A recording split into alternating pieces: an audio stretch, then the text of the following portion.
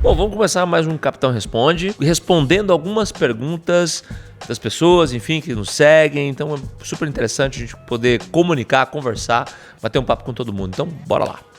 Então, para um gestor, para um líder, para um empresário, é mais desafiador transformar sua equipe ou transformar a si mesmo no líder?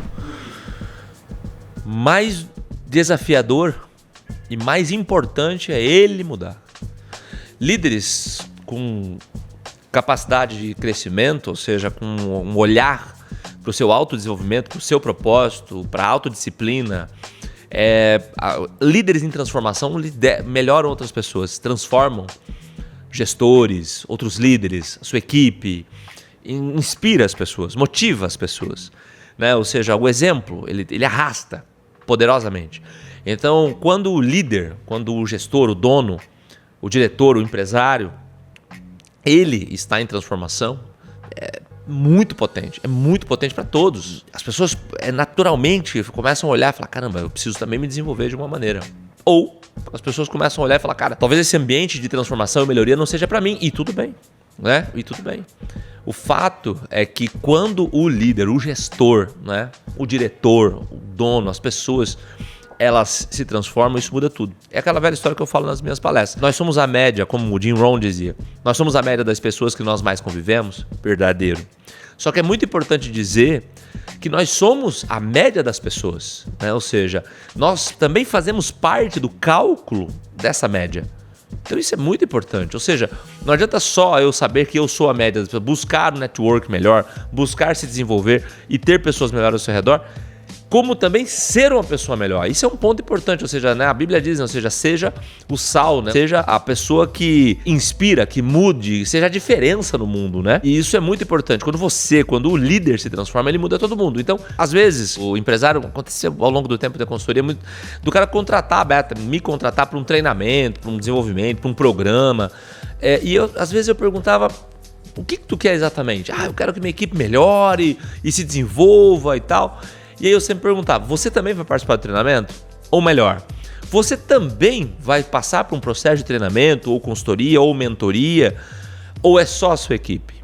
E às vezes as pessoas não entendiam muito bem, não, é a minha equipe que precisa, é o meu filho que precisa, é o meu gestor que precisa, as pessoas que estão ao meu redor precisam. E você? Você não precisa?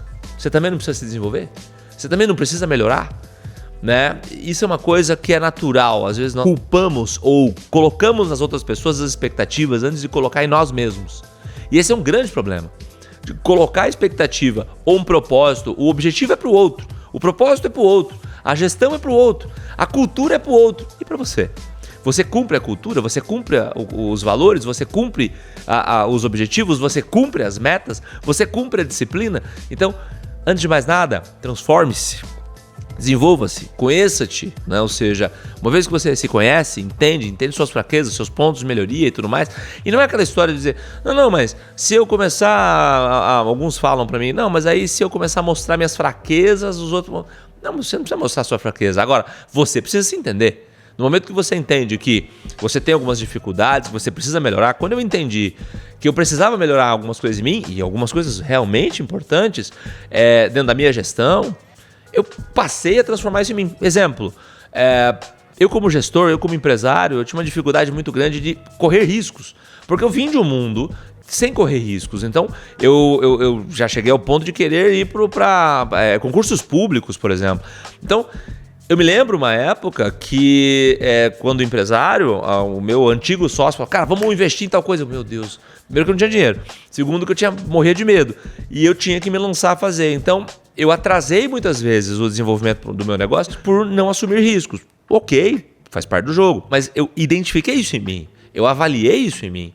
Eu fiz uma análise, ou seja, dentro das minhas habilidades, da minha forma de pensar e melhorei isso em mim. Ou seja, hoje eu estou muito mais aberto a correr riscos, muito mais aberto a confiar nas pessoas. Eu tive muita dificuldade disso, em tentar entender e confiar. Eu confio, desconfiando, controlando o máximo possível, sempre olhando, a gente chama na beta, né, de jogar o xadrez, né? A gente joga o xadrez, mas eu tenho que confiar em algumas pessoas. Eu tenho que me permitir para que eu possa me desenvolver. Cara, você acredita que o verdadeiro poder de um negócio está nos números ou na visão que os cria? Os números são essenciais. Quando você não gerencia números, você não está gerenciando um negócio. Você não sabe gerenciar um negócio. É meio clichê, mas muito importante dizer o seguinte. Às vezes é melhor não ter números do que ter números errados. Isso é um ponto interessante. Às vezes uma empresa, por não cuidar, por não curar, por não gerir, por não ter as pessoas certas, por não ter os sistemas certos dentro da sua estrutura de gestão, e ela começa a se basear em números errados. É melhor não ter. É melhor não ter. Entendeu o que eu tô dizendo? Então, se você for não investir tempo, recursos, pessoas, tecnologia para ter números reais do seu negócio e não só financeiros, é melhor não tê-los. É melhor segue seu instinto e toca o pau. Uma vez que você entende o seu negócio, você entende o seu mercado, entende o seu produto. Agora, qual que é o ideal? O ideal é você ter números. Agora, nada vai superar o propósito, de forma alguma. Tem como. É o propósito que faz uma empresa ter números, necessariamente. Ou seja, a visão do negócio, é o que eu quero com aquilo. De que forma? Não precisa nem ser um propósito de longo prazo. O propósito de curto prazo. O que eu quero para esse ano? Onde o meu negócio vai? Ou seja, qual o tamanho que eu quero que seja? Qual a estrutura que eu quero que tenha? Que tipo de produto eu vou estar vendendo, para qual região. A maior parte dos negócios não quebram por números, quebram por propósito. Quebram por não seguir um propósito ou nenhuma direção. Esse é um grande drama. O cara monta uma padaria e você pergunta para ele, é muito comum eu chegar no empresário, muito comum. Eu tenho que parar de fazer isso. O consultor, ele tem um problema muito sério. Já atrás eu fui jantar com um amigo meu, um casal de amigos que são médicos. E aí eu comecei a fazer um monte de perguntas e parecia que eu estava num processo de uma consultoria com ele. Assim. Eu até notei que ele ficou meio... Assim, aí eu falei, cara, tranquilo, é meu brother, demais. Mas eu comecei a perguntar, tá, mas você faz tal coisa? Você faz tal coisa? Você faz tal coisa? O que você pensa? O que você quer? Quantos clientes você quer? Aí ele começou a, não tem nada disso. Eu falei, calma, vamos tomar o vinho e parar de conversar sobre isso. Mas é muito comum eu perguntar para alguns empresários, o cara não faz o menor sentido, o cara não faz a menor ideia do que ele quer, exatamente, saca? Ele não faz a menor ideia mesmo, você sabe disso. Cara, você montou aqui, beleza, quantos clientes? Quantas refeições por dia? O que você vende mais? Qual que é o ticket médio? Qual que é o combo? Financeiramente, quanto custa? Qual que é o teu custo real? Qual que é o teu custo de produto? Quanto você quer lucrar? Qual que é o lucro real? Ciclo operacional financeiro. Quanto que sobra de caixa? Quanto você quer que sobre de caixa? Então, por isso que eu tô falando pra você, o número, ele é parte fundamental, mas ele é base do negócio.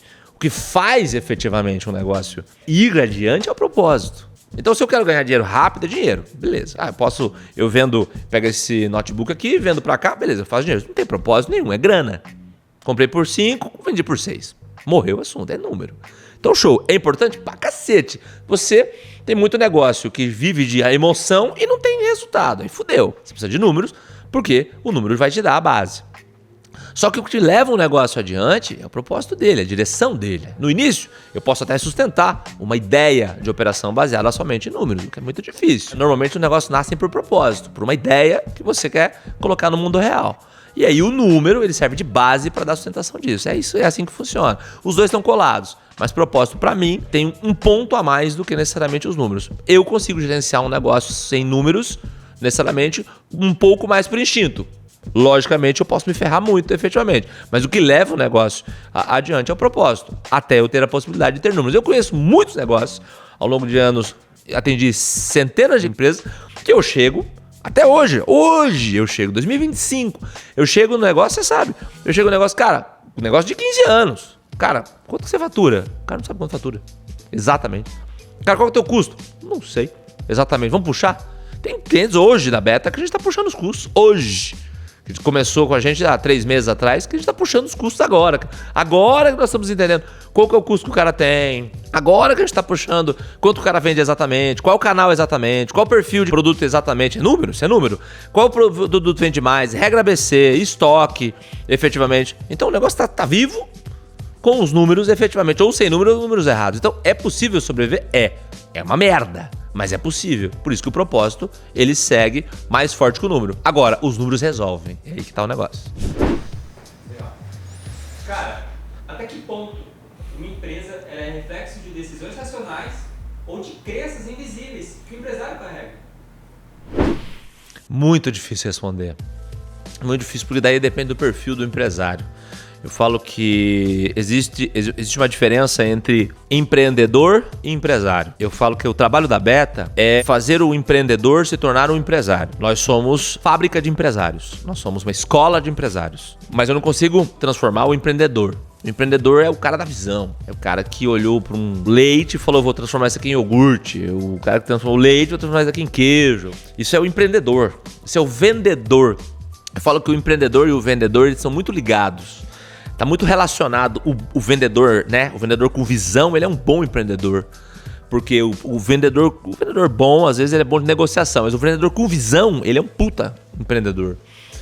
Então, o empreendedor, então, ele sendo esse elo, né, essa etapa maior do que o vendedor, ele é um cara que ele é um negociador. Ele sabe vender isso para aquilo ali e sabe ganhar dinheiro com isso.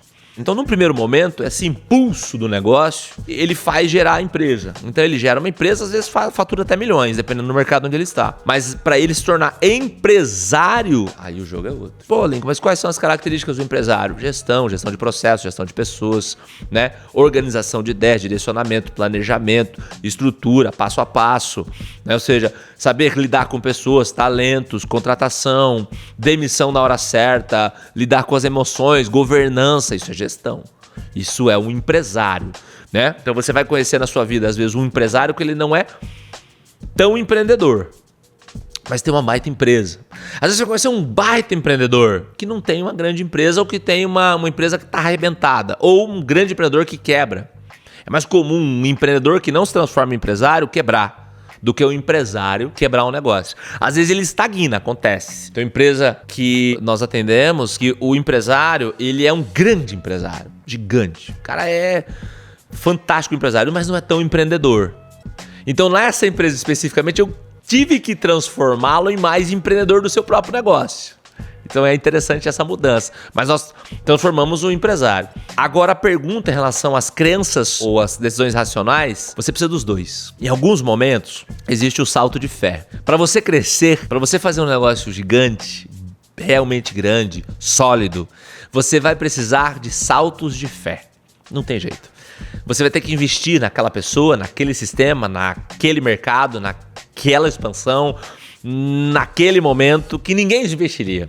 Uma vez um empresário, amigo meu, o Osmar, posso falar, o Osmar Pereira, dono da Esferrier, ele disse pra mim uma coisa interessante, faz muitos anos. Ele falou assim, eu falei, era um momento de crise no mercado, era um momento de instabilidade para variar no mercado, estou falando de anos atrás, 8, 9 anos.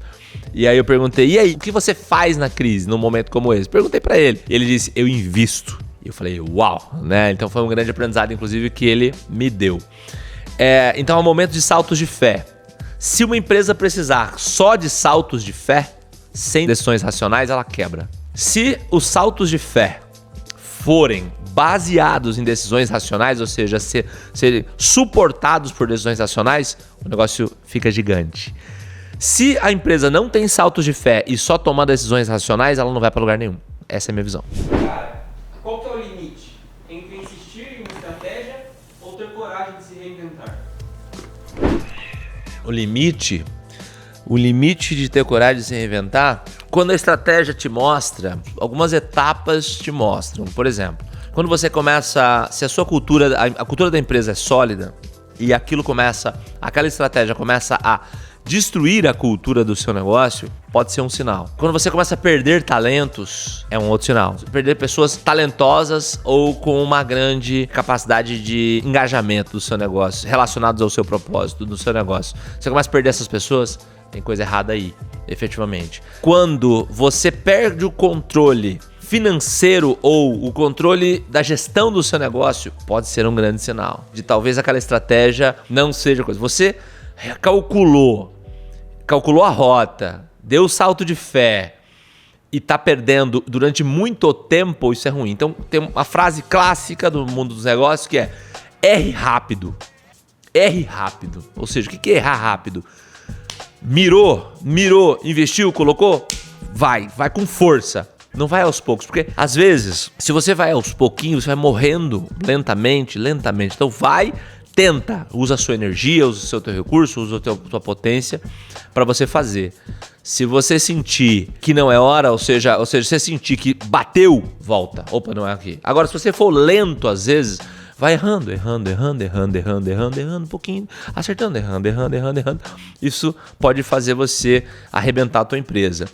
É lógico que é muito importante dizer que uma empresa, ela vive de acertos e erros. É o saldo positivo entre acertos e erros. Eu sempre digo, você acerta 10, erra 7. Errar 10 e acertar 7, você quebra. Esse é o negócio, ou seja, você vai errar ao longo do processo. Agora, você tem que ter mais acertos e mais sensações de acerto do que necessariamente. Você tem que olhar para os seus pontos, por isso que é tão importante os indicadores do seu negócio. Por isso que é tão importante você gerenciar as informações do seu negócio, entendeu? Porque eles vão te dar a base para isso. Por exemplo, tô faturando mais. Puta, mas meu custo aumentou. Então isso é um ponto. Faturei mais, ganhei nisso, mas estou com um custo um pouco maior. Então, ganho e perca. Mas por outro lado, eu ganhei mais mercado, eu tenho mais possibilidades. Opa, então 2-1 até o momento. Legal. Mas eu atraí mais pessoas de talento para trabalhar comigo. Até o momento 3-1. Legal, show de bola. Mas por outro lado, eu tive algumas perdas. Quando você começa a fazer essa correlação, faz a correlação dos indicadores do seu negócio. Se tiver mais acertos do que erros, você está no caminho. O futuro de uma empresa depende mais do mercado ou da capacidade de imaginar novos caminhos? Não é uma pergunta simples.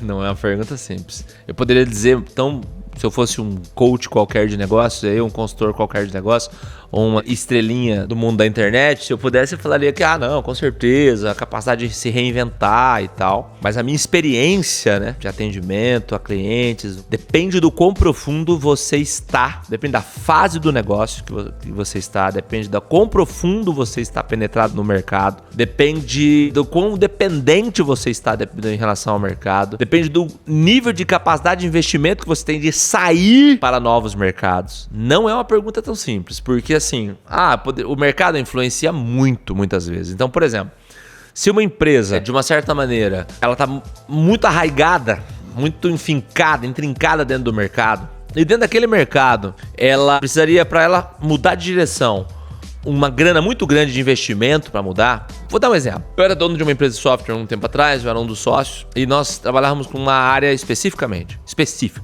Cogitávamos entrar em outra área para não ficar tão dependente. Mas o tempo, recurso, dinheiro, estrutura necessário para fazer essa mudança era gigante, uma vez que nós já estávamos há 17 anos naquele mercado. É possível? Possível, era possível. Mas também há uma correlação entre, beleza, vale a pena sair do mercado que eu sei que eu posso explorar, tá? Por mais difícil que seja, complexo que seja, concorrente que seja, para explorar, tentar um outro, quanto de recurso e tempo eu vou fazer isso daqui? Então, respondendo a pergunta, o que é mais importante? O mercado influencia muito, sim, dependendo da fase do negócio. Comecei o negócio. A minha empresa é enxuta, é rápida. Minha empresa tem 10 anos, mas ela é mega enxuta, mega fácil de mobilizar, tem muita grana, recurso, margem. E estou no mercado que está em decadência. Fácil de mudar, beleza. Depende do negócio. Depende do tipo do negócio. Depende do tipo de mercado. Depende.